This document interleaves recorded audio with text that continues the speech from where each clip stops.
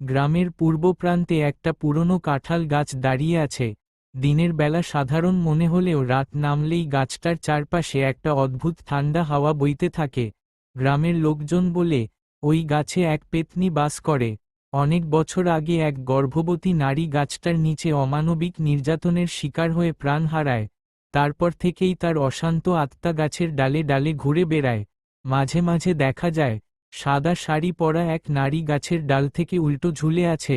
তার লম্বা চুল মাটিতে ছুঁয়ে যাচ্ছে, চোখ দুটো আগুনের মতো জ্বলছে, আর মুখ থেকে বেরোচ্ছে ফিসফিসে ডাক।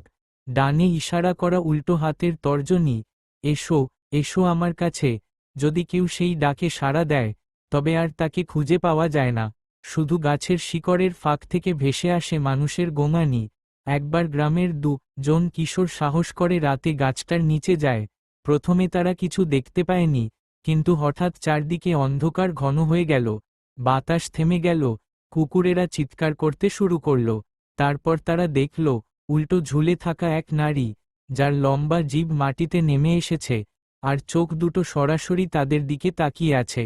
সেদিনের পর সেই দুই কিশোরের একজন পাগল হয়ে যায়, আরেকজন ভয়ে গ্রাম ছেড়ে পালিয়ে যায়।